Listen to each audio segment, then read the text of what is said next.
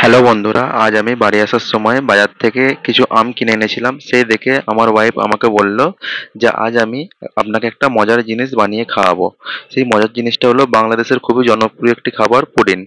তো চলুন দেখি কিভাবে এই পুডিং বানানো হয়। এটি খুবই ভালো খেতে, আপনারাও ট্রাই করবেন বাড়িতে, আপনাদের খুব ভালো লাগবে। প্রথমে দুটো আম নিয়ে নেবেন। আমটা আমি যেইভাবে কেটেছি এরকম কুচি কুচি করে কেটে খোসাটা ছাড়িয়ে নেবেন প্রথমে।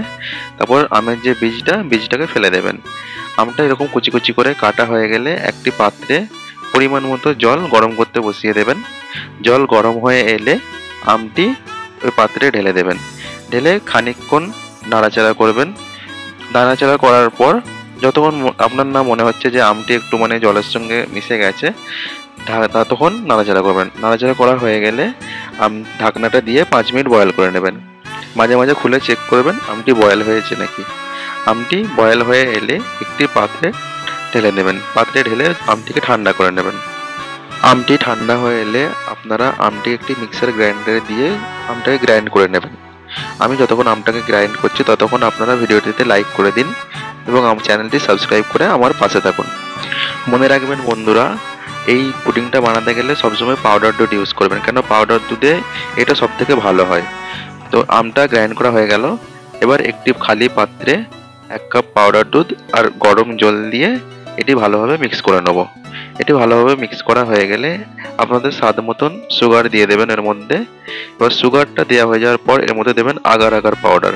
এবার আমি এই আগার আগার পাউডারটা কেন ইউজ করছি এটা আপনাদেরকে পরে জানাবো। এটি দিয়ে ভালোভাবে মিক্স করে নেবেন। মিক্স করা হয়ে যাওয়ার পর গ্যাসের ফ্লেমটাকে মিডিয়াম রেখে এটা বয়েল করে নেবেন। যেই ফুটে আসবে, ফুটে এলে তখন আপনারা যে গ্রাইন্ড করা আমটা এর মধ্যে দিয়ে দেবেন। দেওয়া হয়ে গেলে খানিকক্ষণ নাড়াচাড়া করে 2 থেকে 3 মিনিট এটাকে ফুটতে ছেড়ে দেবেন। এবার আমি আপনাদেরকে বলি যে আমি আগার আগার পাউডারটা কেন ইউজ করেছিলাম। আপনি চাইলে তো জিলাটিন ইউজ করতে পারেন, কিন্তু জিলাটিন ইউজ করলে কি সমস্যাটা হবে, আপনাকে এটা ফ্রিজে রাখতে হবে অনেকক্ষণ। কিন্তু আগার আগার পাউডার ইউজ করলে এটাকে আপনি ফ্রিজে রাখার দরকার নেই, কোনো 30 মিনিট জাস্ট ঢেকে রেখে দিলেই হয়ে যাবে। এতে আমি ফ্লেভারটা, আমের যে ফ্লেভারটা ভালোভাবে ইনট্যাক্ট করার জন্য এতে ম্যাঙ্গো ফ্লেভারটা দিয়েছি। আপনারা চাইলে নাও দিতে পারেন। ফ্লেভারটা দেওয়ার পর গ্যাসের ফ্লেম হাই রেখে 2 থেকে 3 মিনিট একটু নাড়াচাড়া করে এটা ভালোভাবে ফুটিয়ে নেবেন। এটা যতক্ষণ ফুটছে ততক্ষণ যে পাত্রে এই মিশ্রণটা আপনি রাখবেন এটি অয়েল ব্রাশ করে নেবেন, নাহলে এটা সেটে যাবে। এটা ঠান্ডা হয়ে গেলে ওই অয়েল ব্রাশ করা পাত্রের মধ্যে এটি ঢেলে নেবেন। ঢেলে 30 মিনিট মতন ঢাকা দিয়ে রেখে দেবেন। আমি এখানে প্লাস্টিকের টিফিন কৌটো ইউজ করেছি। আপনারা চাইলে স্টিলের কোনো পাত্রের মধ্যেও এটি রাখতে পারেন। এবার আমি প্লাস্টিকেরটা এই জন্য ইউজ করেছি কারণ প্লাস্টিকেরটা জমার পরে বার করতে অনেক সুবিধা হয়। এটা ভালোভাবে জমে গেছে 30 মিনিট পর। এবার এটাকে আপনি বার করে একটি প্লেটের মধ্যে সুন্দরভাবে সাজিয়ে নিন। সব হয়ে যাওয়ার পর এটি বাড়ির সবাইকে পরিবেশন করুন। এটি বাচ্চারা খুবই খেতে ভালোবাসে। আপনি যদি চান এটি বেশি করে বানিয়ে ফ্রিজে স্টোর করে রাখতে পারেন।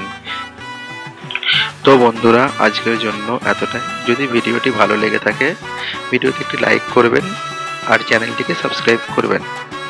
আপনার একটি সাবস্ক্রাইব আমাকে পরের ভিডিও বানানোর জন্য মোটিভেট করবে। তো দেখা হচ্ছে পরের ভিডিওতে।